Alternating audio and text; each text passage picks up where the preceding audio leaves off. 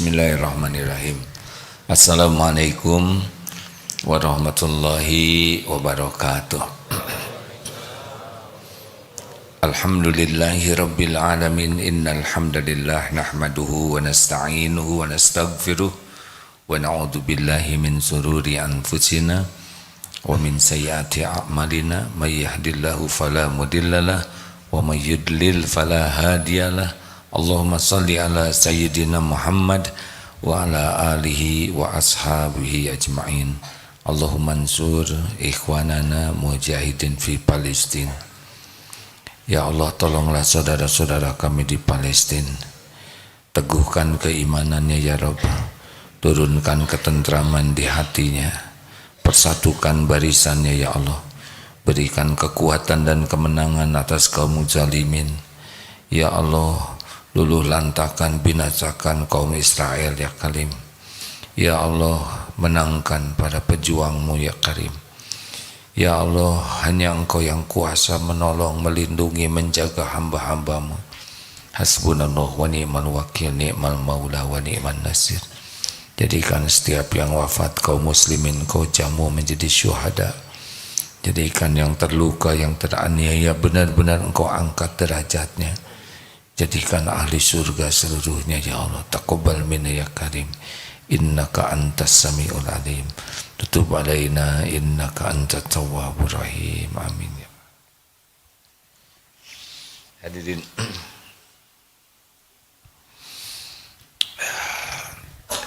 sahabat-sahabatku sekalian, Bapak Ibu dan adik-adik, setiap orang Islam pasti berdoa di dalam sholatnya, ihdinas siratal mustaqim,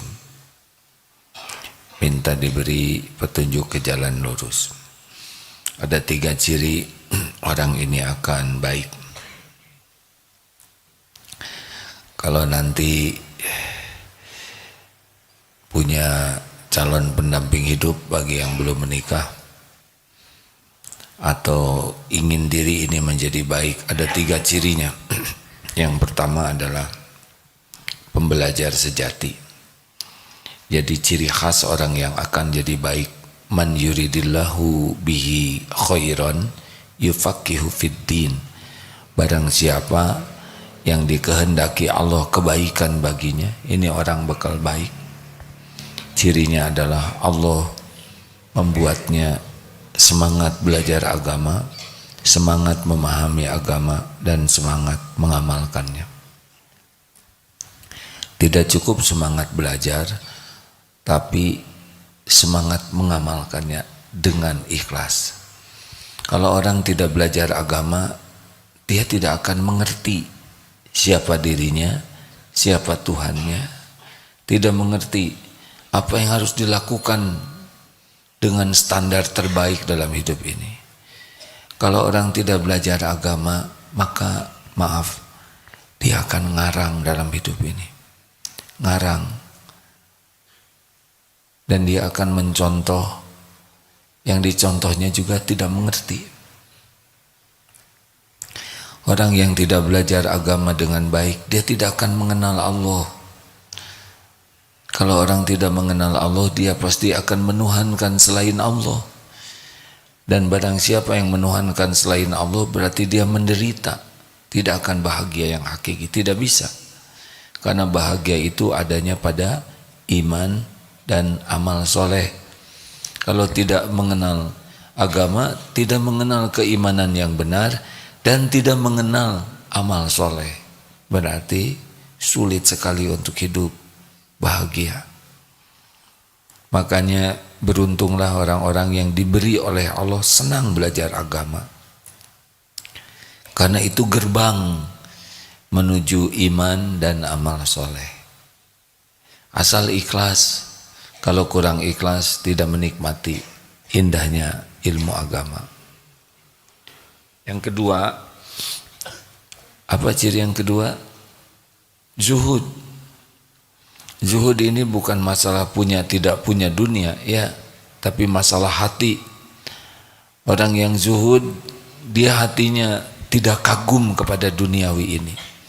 tidak kagum kepada harta, gelar, pangkat, jabatan, kedudukan, popularitas, penampilan. Dia tidak kagum walaupun dirinya memiliki. Mungkin qadarullah takdirnya dia dititipi kekayaan, dititipi gelar yang tinggi, dititipi jabatan, dititipi penampilan, dititipi popularitas. Tapi dirinya tidak ada kekaguman, tidak merasa spesial, tidak merasa lebih dari yang lain karena casing.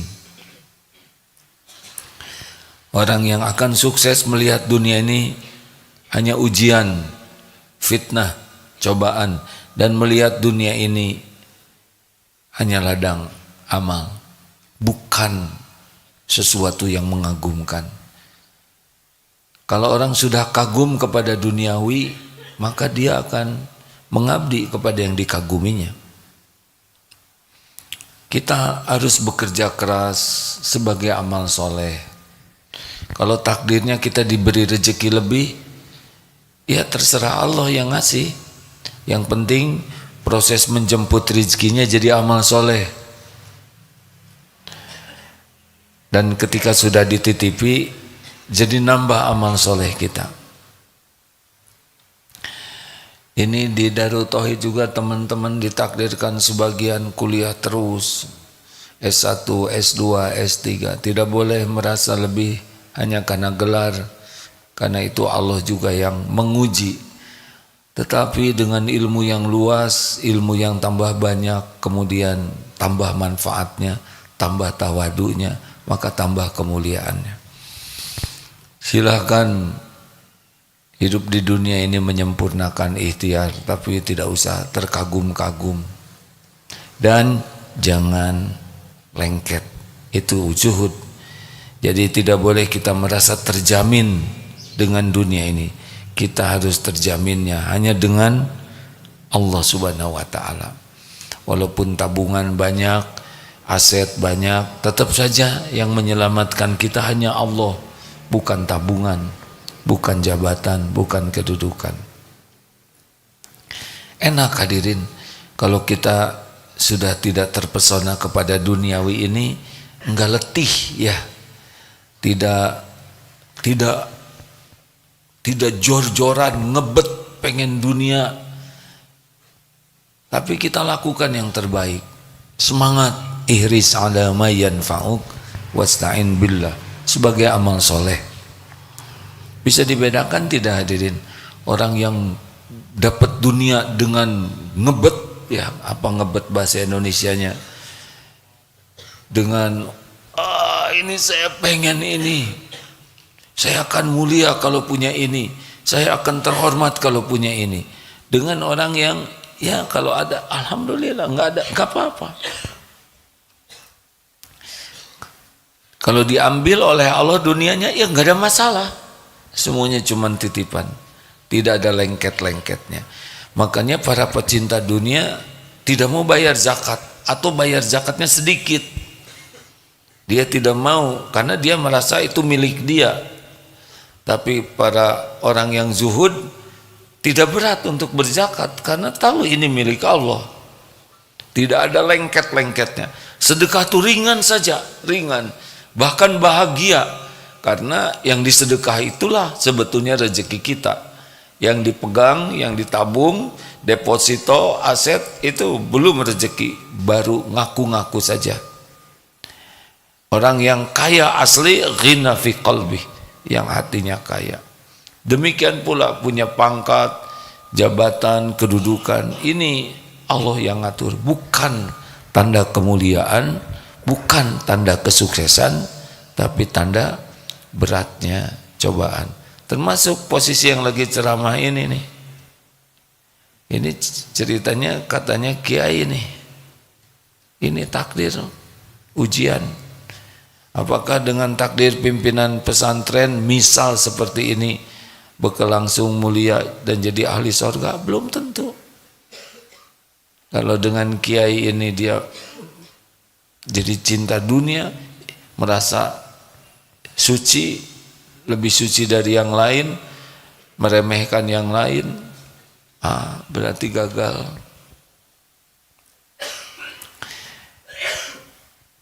Jadi silahkan di dunia ini maksimal ikhtiar dengan niat yang ikhlas dan cara yang benar, tapi niat kita adalah ibadah. Menjemput dunianya adalah ibadah. Kalau sudah diberi oleh Allah, kita gunakan untuk meningkatkan amal soleh kita. Bagaimana tahu orang zuhud atau tidak? Apa dalilnya? Ijhad fid dunya yuhibbukallah. Zuhudlah terhadap dunia, Allah mencintaimu. Lihat yang berjatuhan, baru lihat di media, ada yang beberapa waktu yang lalu dihormati, sekarang sudah diborgol. Dunia saja begitu. Dunia jangan bikin bertengkar. Dunia jangan bikin ribet hidup ini, enggak worth it ya. Enggak ada. Misalkan bapak istrinya belanjanya habis, ya sudah, enggak apa-apa, tinggal kasih lagi. Masa udah habis lagi? Kalau ingin awet, ya sudah, beli kalender ya. Sekali beli untuk setahun.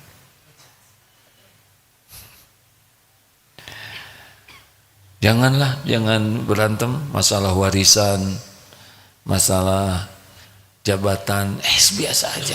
Lihat dunia ini biasa aja. Gak boleh terikat oleh barang-barang di hati kita. Ini sepatu kesayangan, ini jam kesayangan, terus saja dilengketkan di hati. Ya kalau sudah waktunya tidak ada, ya sudah tidak ada. Kalau waktunya bayar, ya bayar saja. Tapi saya bayar kemahalan kemarin, ya udah rezeki dia. Ya, jangan ribet dengan duniawi ini. Setuju? Jemput dengan cara yang baik, niat baik. Kalau udah dapat, distribusikan semaksimal mungkin. Kok berat ya sedekah? Itu karena setan selalu membisiki, menakut-nakuti kefakiran, kemiskinan. Hati-hati jangan sampai tidak bayar zakat ya. Zakat mal. Karena ciri pecinta dunia adalah di antaranya tidak mau bayar zakat. Jadi pelit aja. Seakan-akan bisa dibawa mati harta, tidak dibawa mati. 3. Nah ini yang ketiga yang kita bahas adalah ciri orang yang Allah kehendaki kebaikan adalah Allah membukakan hatinya bisa melihat kekurangan dirinya sendiri. Ini penting sekali. Karena orang tidak bisa tobat kalau dia tidak tahu apa yang harus ditobatin. Innallaha yuhibbut tawwabin wa yuhibbul mutatahhirin. Sesungguhnya Allah mencintai orang yang bertobat dan mensucikan diri. Jadi orang itu baru bisa, ini nih penting ya, Allah mencintai orang tobat dan mensucikan diri. Tobat ini gerbang yang luar biasa. Orang baru bisa tobat kalau dia bisa jujur melihat kekurangannya sendiri. Jadi orang yang bekal baik itu adalah orang yang dibuka hatinya oleh Allah, berani jujur melihat, mengakui kekurangan sendiri, dan tentu dia memperbaikinya. Kalau salah dia bertobat, kalau salah ke orang dia minta maaf. Agresif sekali PDLT. Di dalam surat Al-Asr, orang yang beruntung itu salah satu cirinya tawassobil haqq, orang yang saling berwasiat dalam kebenaran. Maka mulai sekarang, ibu bapak, sahabat-sahabat sekalian, bukankah kita selalu minta kepada Allah, ihdinas siratal mustaqim?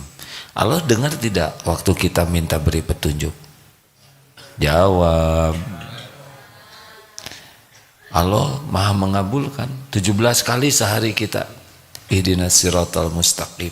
Siap-siap Allah memberikan petunjuk lewat siapa saja. Ada yang isinya baik, caranya baik. Ini yang paling enak, isinya benar, caranya baik. Jadi orang yang ngasih tahu ke kita tuh paling enak, caranya dengan baik, ya, isinya benar. Tapi ada juga yang isinya benar tapi caranya menurut kita kurang baik. Ada juga yang mengoreksi caranya baik cuma isinya nggak benar. Ya maaf ya, tolong dikembalikan dompet saya. Itu kan nyangka maling ya kan, padahal kita tidak. Ada juga yang caranya tidak enak, isinya juga tidak benar. Semuanya bagi kita ladang amal. Mana sekarang yang terpenting? Kita mampu menasihati orang atau kita terampil menerima nasihat? Mana yang lebih penting? Menerima atau memberi? Mana yang harus kita latih pada diri kita? Menerima nasihat atau memberi nasihat? Kalau kita tidak terampil menerima, kita nggak bisa memberi, tidak bisa bijak. Makanya orang yang suka menasehati tapi dirinya tidak mau dinasehati, tidak akan berkualitas. Bagaimana 5 teknik untuk mengevaluasi diri? Masih ingat pelajaran yang lalu? Oh, saudara tawadu ya. 1, tafakuri diri. Ya, ini mengulang pelajaran yang lalu. Sempatkan waktu untuk tafakur, jujur. Kalau perlu bawa kertas atau kalau enggak tulis di HP, tulis kekurangan, kesalahan, kelemahan diriku. Banyak omong, pelit, mata tidak terjaga, sombong, tukang pamer, pemarah, mudah tersinggung, tidak mau bayar zakat, ngomongnya suka bohong, suka ditambah-tambah, acting. Tulis saja kalau berani. Tulis, makin banyak yang kita berani tulis tentang kekurangan kita, disusun dari atas ya, supaya gampang. Pikirannya ngeres, otaknya duniawi melulu, jarang ingat Allah, turun ke sini. Jidatnya, sujudnya kayak kejedot, jarang khusyuk, turun ke mata. Jarang baca Quran, baca juga nggak bener, itu juga nggak ngerti, hafalannya dikit. Tulis nih, kalau mau tulis, ini awal yang baik. Supaya kita tahu siapa diri kita. Karena selama ini kita merasa mulia dengan topeng, dengan casing. Selama ini kita merasa sukses karena casing. Padahal kan buat apa beli botolnya? Ini biangnya, kan begitu. Isinya kan yang penting. Apa artinya casing bagus, isinya jelek? Tulis, telinga jarang dengar kebenaran, tukang dengar gosip, dengarnya yang sia-sia melulu. Mata banyak melihat yang tidak halal, banyak lihat yang bukan mahramnya. HP-nya dilihat yang enggak melulu, yang sia-sia. Terus turun ke mulut, turun ke hati, ke tangan, kaki jarang ke masjid.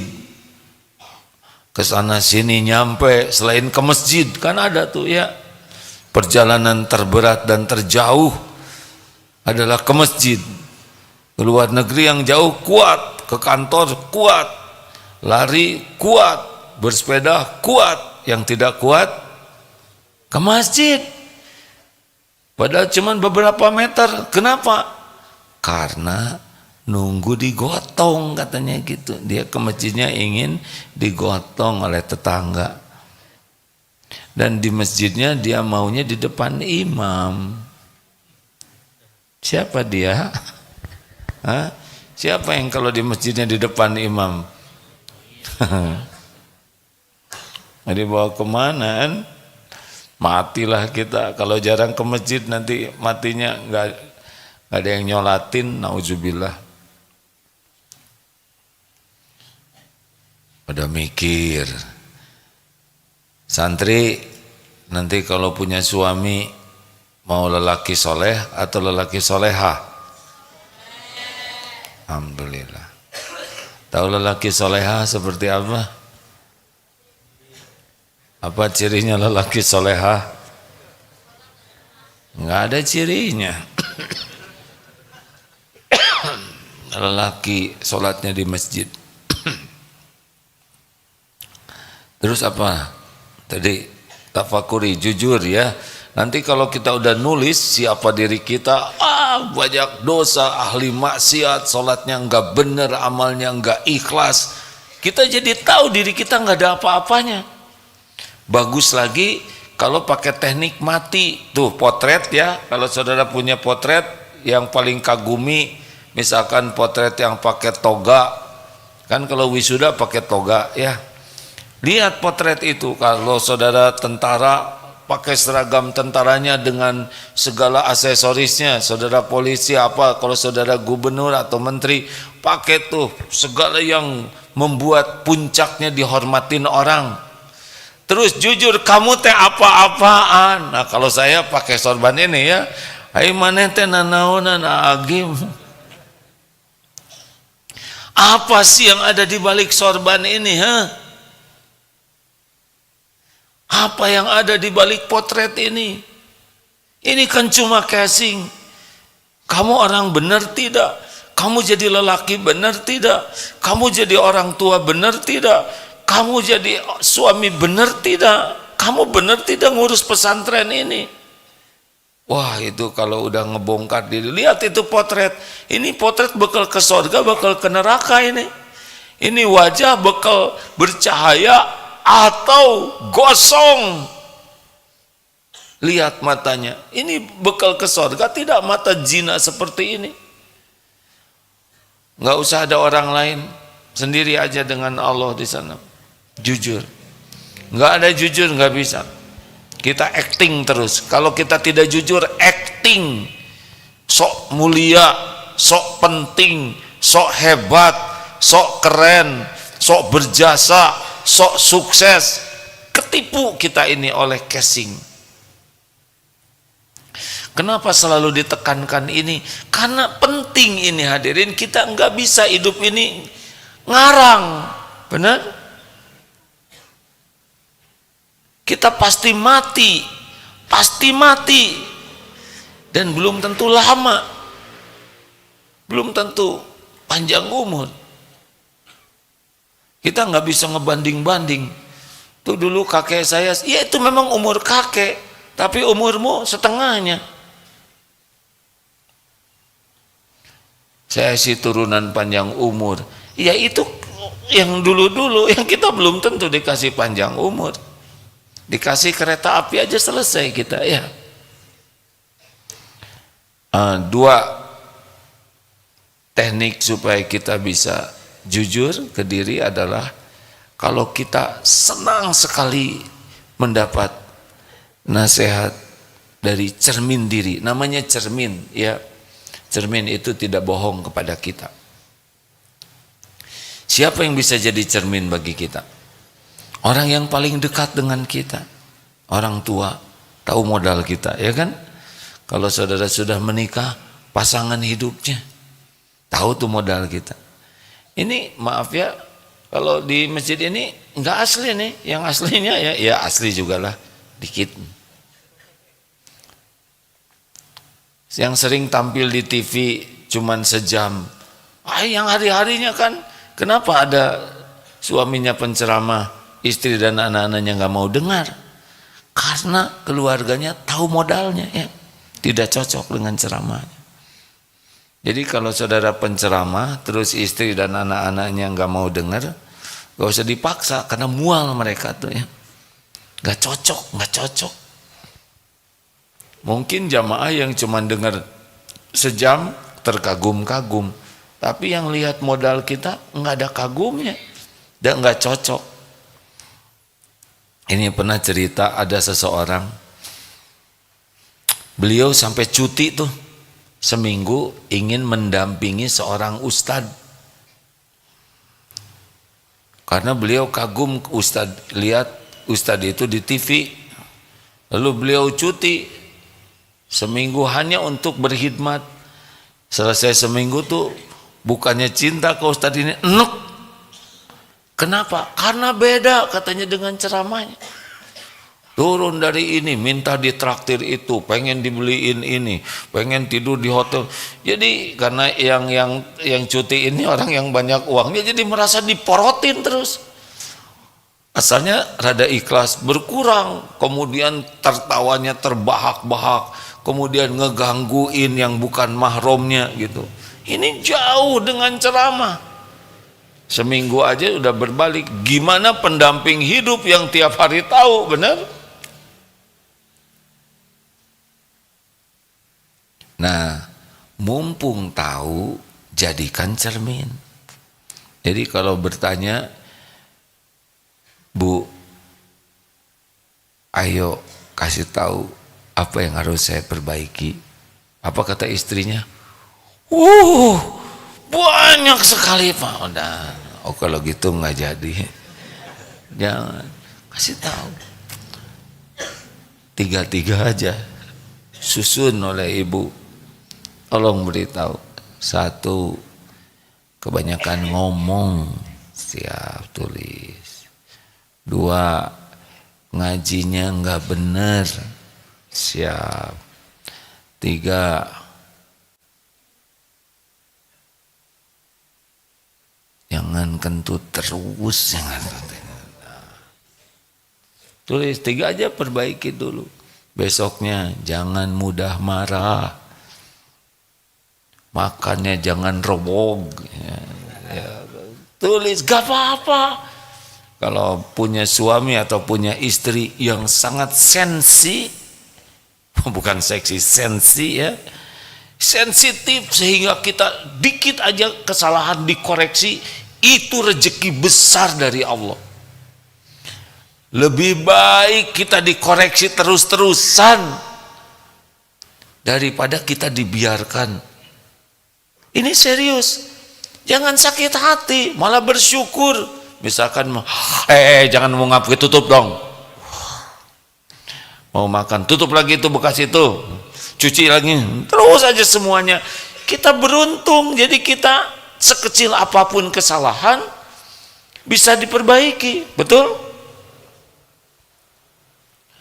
Berbahagialah para suami yang istrinya sensi sekali ya, sehingga dikoreksi semuanya, dikoreksi, dikritik, itu nikmat dari Allah. Tapi saya jadi capek itu karena sombong. Kalau target kita jadi orang baik, beruntung. Tapi itu kata-katanya itu penggugur dosa. Sama ibu juga, beruntunglah kalau punya suami yang segalanya mau mengkritisi, itu nikmat dari Allah. Ini serius hadirin. Kita kan minta diberi petunjuk, sekarang Allah beri petunjuk. Halo? Mikir, perlu sakit hati tidak? Bukannya sakit hati, kasih hadiah. Sok, Bapak sekarang punya korong, maaf ya. Di sini upil nongol. Mana yang Bapak perlukan, pujian atau kritikan? Oh, Bapak hidungnya bercahaya. Mau ngapain? Itu pujian menjerumuskan. Mendingkannya korong, nggak usah kayak gitulah ya. Dibawakan cermin, Pak, lihat apa yang keluar dari guha misalnya. Nggak usah juga begitu. Memang kritik yang paling baik itu laukna benang caina herang. Tahu?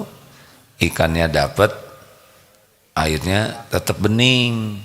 Misal ada suami yang keteknya super ya, kita tidak usah, saya tahu kata istri itu senjata andalan Bapak, senjata pamungkas yaitu bau ketek, nggak boleh begitu. Mending beli deodoran 2. Alhamdulillah saya beli 2, saya cocok pakai ini, kalau mau pakai ini boleh. Nah itu udah patennya nggak ya kan?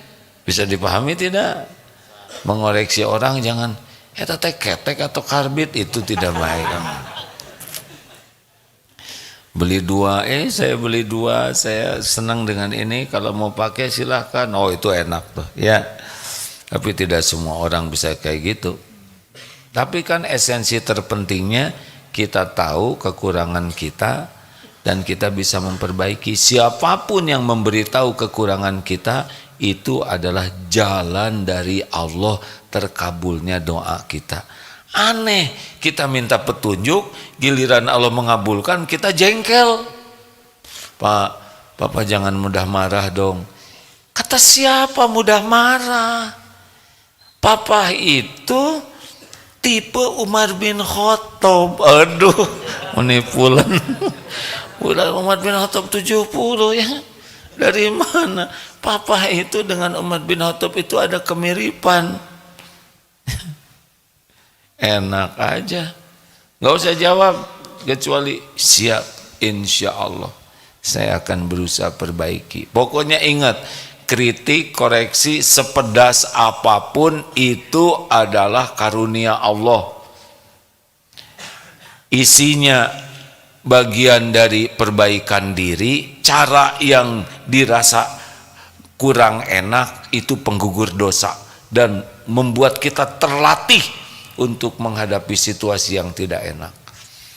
Jangan sibuk menjawab, jangan sibuk berargu, sibuk memberi alasan, gak usah.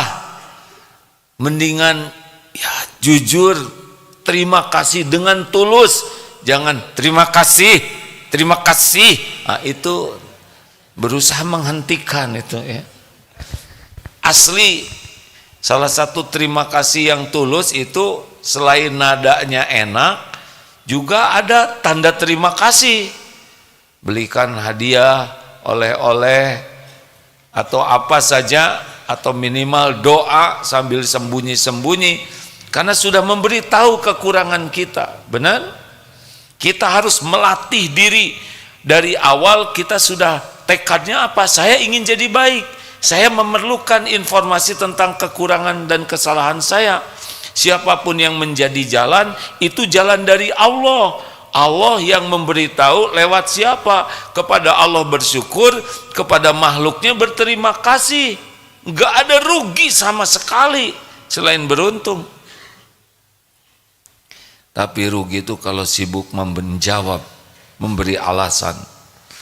Ayo dong Pak, ngajinya diperbaiki dibanding teman-teman Papa. Aduh, Papa tuh sudah lebih bagus. Teman-teman rata-rata ikronya jilid 1, Papa sudah jilid 2. Mohon sudah jawablah terus ya. Menjawab itu kadang memperjelas kesalahan. Halo, mikir apa nih? Mau jadi manusia yang beruntung? Nikmati saran, masukan, kritik sepedas apapun gak bahaya. Mau level 10 juga gak bahaya. Kita sakit hati bukan karena kata-kata orang, kita sakit hati karena kesombongan diri kita. Merasa sudah baik, merasa sudah berjasa, merasa sudah berbuat, merasa sudah suci, padahal mereka karunia Allah. 3. Yang ketiga caranya adalah berguru. Datangi orang-orang yang ilmunya lebih tinggi dari kita, akhlaknya lebih baik. Ilustrasinya seperti kita datang ke dokter lah. Kita kan gak pernah ngelawan ke dokter. Apa yang Bapak rasakan? Tidak, rahasia, ini urusan. Gak mungkin ngomong begitu ya. Kalau gitu Bapak saya kasih obat ini sehari 3 kali. Jangan gitu Pak, keseringan ini. Nggak mungkin kita ngomong begitu. Nurut weh.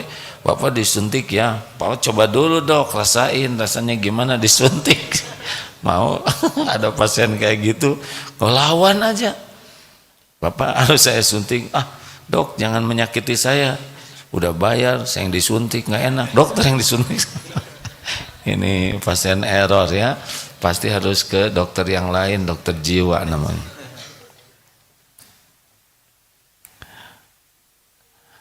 Ayo kita memerlukan jumpa dengan orang-orang yang standarnya lebih tinggi dari kita, sehingga kita tahu kalau orang sholatnya belang betong 3 kali sehari, ngumpulnya dengan orang yang tidak pernah sholat disebut apa coba?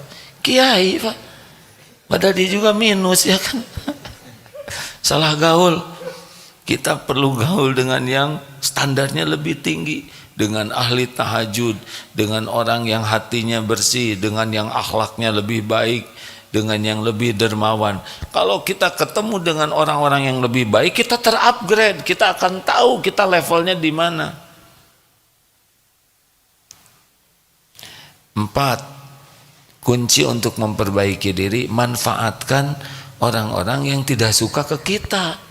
Karena orang-orang yang tidak suka ke kita pasti ada. Yang sebel ke kita tuh pasti ada. Kenapa coba? Kenapa ada orang yang sebel ke kita? Karena kita nyebelin. Sederhana, ya kan? Tapi ada orang yang baik tetap ada yang sebel, ya nggak apa-apa. Orang yang tidak suka itu karunia Allah bagi kita untuk latihan, sparring partner, latihan sabar, latihan memaafkan, latihan berbuat kebaikan kepada orang yang berbuat jelek, latihan menahan amarah. Betul? Kalau nggak ada lawannya repot. Para petinju aja bayar orang untuk punya sparring partner, benar? Kan nggak lucu tinju sendirian, nggak akan jadi juara. Bayar, Pak, buat mukulin dia. Betul? Benar tidak, hadirin? Kalau nggak ada lawannya, kita susah berkualitas. Dan kalau lawannya, misal latihan tinju, lawan TK, zolim.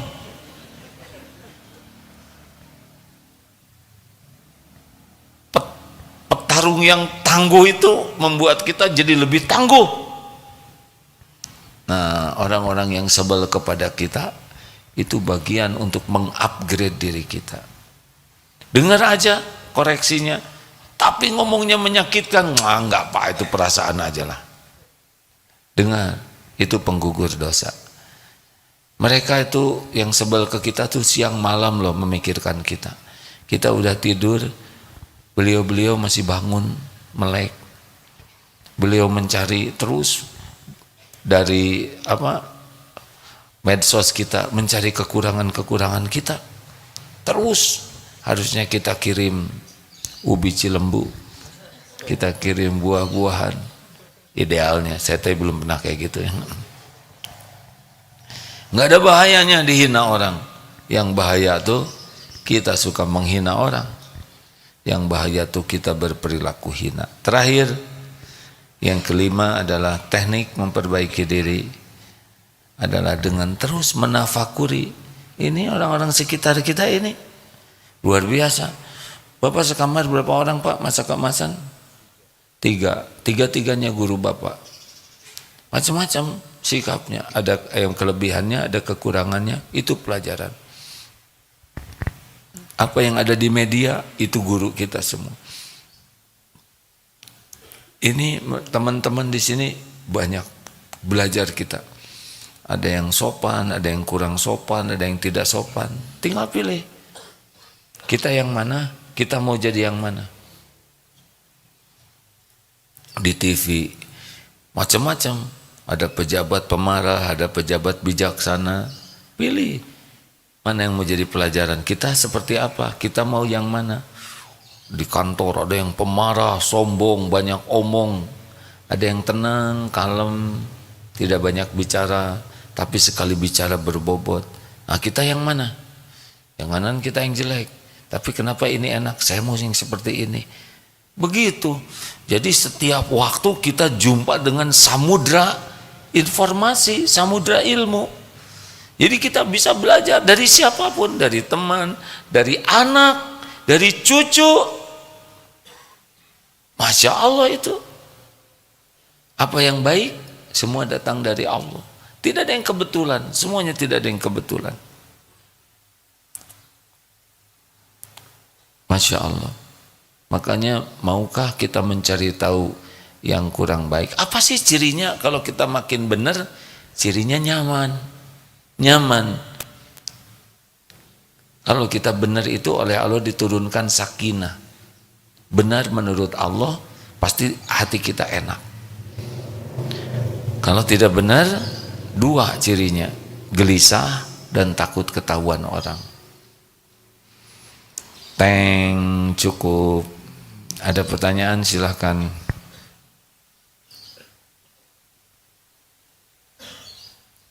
Semuanya ini tidak mau membebani kehidupan saya. Ada yang mau ditanyakan? Sahabat-sahabatku yang baik, silakan. Satu. Oh, dari medsos. Dari sini satu, dari medsos ada Pip? Cek. Izin A belum ada.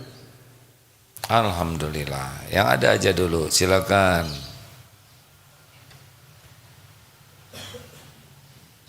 Silakan, Dek.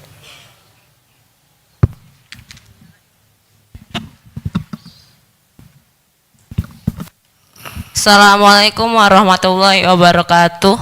Waalaikumsalam. Sebentar, ini pelajarannya apa? Man? Pelajaran yang bisa didapat apa? Terlalu dekat mikrofonnya ya. Ya maaf Ustaz. Enggak apa-apa, karena untung dengan bertanya begitu semua dapat pelajaran ya. Jadi mikrofon itu yang bagus itu 3 jari. Tapi tergantung mikrofonnya juga ya. Minimal jangan lengket lah ya, bisa nyetrum ya. Silakan. Assalamualaikum warahmatullahi wabarakatuh. Waalaikumsalam warahmatullahi wabarakatuh. Perkenalkan Ustadz, nama saya Hana Hanifah dari domisili Batam. Alhamdulillah. Program apa, Dek? Daurah Qalbiyah 109. Alhamdulillah. Silakan, ada yang ditanyakan? Bismillah. Saya mau cerita sedikit. Sebelum kesini, jujur saya memang belum pernah mondok. Saya juga kurang berniat untuk mondok. Pertama, alasannya karena saya merasa mondok itu jujur ya Ustadz. Ya dari tadi juga jujur ya. Ya. Banyak aturannya. Yang kedua, saya merasa masih butuh banyak belajar untuk menyesuaikan diri di pondok.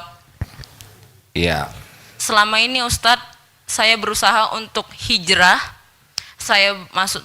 Maksudnya saya berusaha untuk memperbaiki diri dengan sedikit banyaknya teman seperti itu. Tapi saya merasa setiap saya hijrah iman selalu naik turun. Terus saya merasa kan saya sering berdoa, ya Allah, mohon bantu saya untuk memperbaiki diri seperti itu. Tetapi saat saya naik turun, kadang ketika naik benar-benar baik, maksudnya udah lebih dari hari yang kemarin gitu. Tetapi ketika turun masih banyak kekurangan di sana sini. Baik. Itu saat hijrah sendirian. Nah, jadi saya merasa yang mana yang kurang gitu Ustadz. Dari situ lama kelamaan ternyata Allah menjawab doa saya. Dulu qadarullah 2021 kami sekeluarga kena COVID. Ada 3 orang Ustadz, almarhum nenek, mama dan oom. Jadi hal-hal itu yang merupakan titik balik saya, yang membuat saya merasa down. Dari situ saya kayak merasa pegangan saya hilang, terutama ibu Ustadz yang pergi. Jadi ibu wafat. Iya. Saya emang deket banget sama ibu. Dari situ udah 2 tahun sekarang kan 2023. Ya. Jadi dari situ intinya saya ngerasa, ya Allah, bismillah, saya berharap dengan mondok ini saya bisa memberikan apa yang selama ini, misalkan saya tidak mendengar orang tua atau apa, saya bisa di pondok ini, amalan-amalan di pondok ini bisa saya niatkan untuk ibu saya Ustadz. Baik, alhamdulillah. Jadi dari apa sekarang inti yang ingin ditanyakan? Inti yang ingin ditanyakan, bagaimana caranya untuk selalu kuat iman dan sabar dalam menghadapi setiap kesulitan dalam hidup gitu. Baik, ya. Begitu deh. Terima kasih Ustadz. Ya, AA ikut berbelasungkawa atas orang tua yang sudah waktunya pulang kepada Allah. Ya. Iya, makasih Ustadz. Assalamualaikum warahmatullahi wabarakatuh. Waalaikumsalam warahmatullahi wabarakatuh. Jadi hidup ini goalnya dua kalau ingin bahagia. Satu, kuat iman. Dua, amal soleh yang berkualitas. Ini bahagia itu ada pada kekuatan keyakinan dan amal soleh. Di sini bahagia tuh nggak ada lagi tempat yang lain. Man amila soliham min dzakarin aw unsa wa huwa mu'min falanuhyiyannahu hayatan thayyibah. Kehidupan yang baik itu ada pada amal soleh dengan dasar iman. An-Nahl 97. Jadi kalau mau energi kita keluar maksimal, yaitu ke sini. Bagaimana nih iman saya, keyakinan saya makin mantap. Kenapa? Karena kalau iman makin kuat, keluar sendiri itu yang lain-lain itu. Jadi ikhlas dalam beramal lah, karena kita yakin Allah Maha melihat. Jadi syukur. Kenapa? Karena yakin pemilik rezeki hanya Allah. Dan Allah yang ngebagikan, dan Allah janji bakal ditambah kalau kita syukur. Jadi sabar. Kenapa? Karena tahu kita ini milik Allah, dan Allah menguji juga untuk kebaikan. Dari dulu juga kita selalu diperlakukan baik oleh Allah. Semua ujian itu adalah untuk kebaikan. Jadi mau jengkel bagaimana ketika diuji, sedang ujian ini adalah untuk kebaikan bagi kita. Nah, ini hanya bisa kalau yakin ke Allah. Kita akan ridho apapun yang Allah takdirkan, kita jadi ridho karena kita kan milik Allah. Allah Maha baik, berbuat apa aja sesuka Allah, dan pasti baik, nggak ada buruknya sama sekali. Walaupun nggak cocok dengan keinginan kita, nggak ada masalah. Yang penting kan yang terbaik menurut Allah, bukan terbaik menurut kita. Jadi makin yakin ke Allah tuh keluar semua kebaikan-kebaikan tuh muncul sendiri. Hati yang tawakal. Kenapa harus bersandar ke makhluk? Sedangkan yang punya segala-galanya adalah Allah. Sedangkan yang menentukan takdir adalah Allah. Sedangkan makhluk yang disandarin sama seperti kita, nggak bisa apa-apa kalau Allah nggak nolong. Itu makanya jangan hanya sibuk memikirkan bagaimana omzet meningkat, bagaimana tabungan meningkat, iman yang meningkat. Ini harusnya jadi obsesi terpenting kita. Jadi ahlul yakin. Dan yang kedua, bagaimana nih aktivitas kita itu jadi amal soleh. Amal soleh syaratnya dua, niatnya ikhlas dan caranya benar, ya. Jadi bukan cuma sholat yang ingin kita lakukan, sholat yang khusyuk. Bukan hanya sedekah yang ingin kita lakukan, tapi sedekah dengan ikhlas dan melimpah. Kita ingin bisa kalau nolong orang itu bukan orang sesudah minta baru kita beri. Kita ingin sebelum orang minta kita udah bisa memberi dengan cara terbaik, ahsan, yang membuat orang tidak terpermalukan. Kan orang udah minta tuh malu tuh Pak, orang udah minta tuh udah beban. Gimana kita jaga hatinya supaya tidak menjadi malu, tidak tertekan. Nah, kita tingkatkan kualitas amal kita. Ini harusnya, jadi kita tuh ingin berbuat itu terus meningkat kualitasnya. Cara menyapa, ingin dengan sapaan terbaik, dengan kata-kata terbaik, dengan nada terbaik, dengan cita-cita, dengan cara-cara terbaik. Ini yang kita upgrade terus sehingga kita punya standar terbaik. Ini hidup cuman mau gitu aja. Jadi nggak ada kita pikiran jelek, ingin berbuat jelek, iri, dengki, nyakitin orang, udah nggak ada. Karena hidup ini hanya untuk ahsan, berbuat yang terus kita naikkan standar kebaikan kita tuh. Misal nih, Pak, Ulangi. Maaf ya. Ini contoh. Ini ngasih tapi pakai tangan kiri. Nggak kedengaran ya. Barusan ngasih pakai tangan kiri sangat tidak sopan, benar?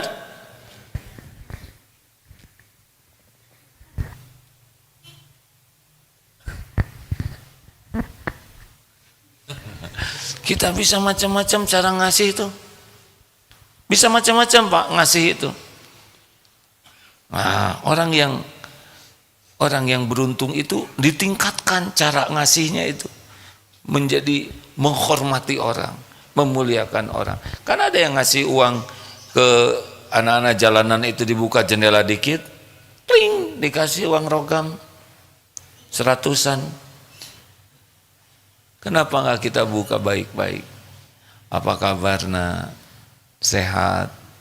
Sehat Bu? Minta uang Bu? Ya, kasih yang terbaik.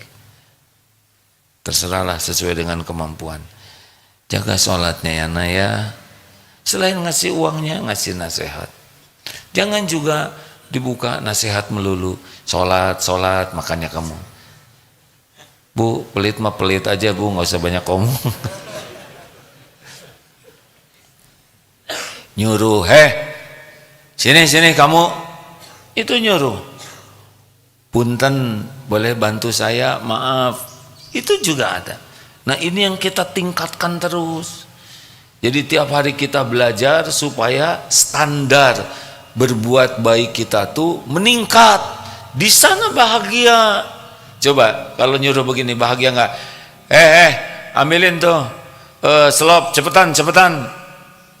Coba kira-kira yang disuruh bahagia tidak? Yang nyuruh bahagia tidak? Yang melihatnya bahagia tidak?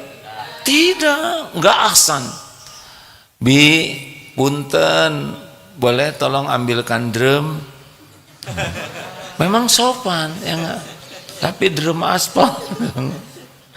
Tolong ambilkan selop, maaf ya, terima kasih ya Bi, punten. Enak tidak? Yang disuruh enak tidak? Yang nyuruh enak tidak? Yang nyimak melihat enak tidak? Itu yang harus kita miliki itu.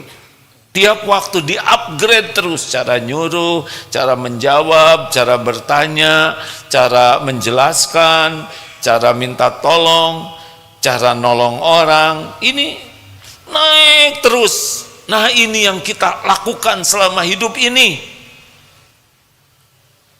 Sholatnya makin khusyuk, baca Qur'annya makin bagus, makin ikhlas. Tidak mudah hadirin, ngobrol tuh belum tentu ahsan. Kita nanya aja bisa nyakitin orang. Ndut, sini Ndut. Kenapa nyebut Ndut? Kalau emang namanya Ndut ya mungkin bahagia. Tapi dia kurus disebut Ndut, ya enggak? Hajar Aswad sini. Kenapa nyebut begitu? Enggak bagus itu. Lihat Rasulullah SAW memanggil istrinya Humairah. Iya, karena Siti Aisyah kemerah-merahan, sedangkan istri saya kehitam-hitaman. Yang nggak usah disebut. Oh, ini menarik hadirin. Makanya fokusnya apa dalam hidup ini? Fokusnya apa? Kalau mau bahagia, fokusnya dua, iman dan amal soleh. Dan itu harus belajar. Kan nggak ada kita bisa yakin ke Allah tanpa ilmu. Tidak ada kita bisa beramal soleh tanpa ilmu. Makanya wajib faridah bagi kita itu belajar. Nah begitulah hadirin sekalian.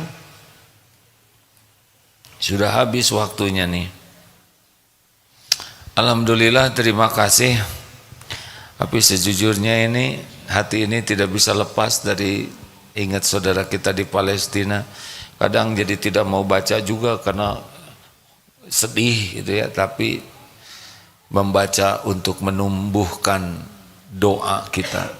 Jangan sia-siakan ya doa, walaupun sederhana doa pasti didengar oleh Allah. Yang penting dari doa itu jangan goflah. Yang penting dari doa itu jangan sampai lalai hatinya. Jadi yakinlah dengan bahasa apapun. Terbaik memang kalau doa yang dicontohkan Quran. terbaik kedua doa yang dicontohkan Nabi, terbaik selanjutnya doa yang dicontohkan sahabat. Tapi kalau belum sanggup doa seperti itu, maka doa bahasa kita juga didengar oleh Allah, karena bahasa kita juga Allah yang menciptakan. Terima kasih hadirin sekalian, semoga Allah yang maha menyaksikan segala-galanya melindungi saudara kita di Palestina, saudara kita yang teraniaya. Ya Allah, kuatkan imannya selalu Sayyidina Muhammad, kuatkan iman saudara-saudara kami ya Rabb. Cabut rasa takut, gentar, turunkan sakinah di hatinya, indahkan dengan kesabaran dalam situasi apapun. Tolong ya Allah, tolong ya Rabb. Engkau menyaksikan setiap ancaman, Engkaulah yang kuasa melindungi, menjaga. Jangan biarkan kaum zalimin, kafirin berjaya ya Allah. Mereka adalah makhlukmu jua, mudah bagimu mencerai-beraikannya ya Rabb, mudah bagimu meluluh lantahkannya. Hanya Engkau yang maha kuasa atas segala-galanya ya Allah, ya Allah. Hanya Engkau, hasbunallah wa ni'mal wakil, ni'mal maula wa ni'man nasir. Rabbana taqabbal minna ya Allah, berikan kemampuan kami berbuat sesuatu yang Engkau ridhoi untuk saudara-saudara kami. Bukakan hikmah dari kejadian ini ya Allah. Rabbana atina min ladunka rahmah wa hayyi lana min amrina rasyada. Taqabbal minna ya arhamar rahimin, innaka antas samiul alim, wa tub alaina innaka antat tawwabur rahim. Amin ya rabbal alamin. Sallallahu alaihi wasallam. Alhamdulillahirabbil alamin. Subhanakallahumma bihamdik, asyhadu alla ilaha illa anta, astaghfiruka wa atubu ilaik. Assalamualaikum warahmatullahi wabarakatuh.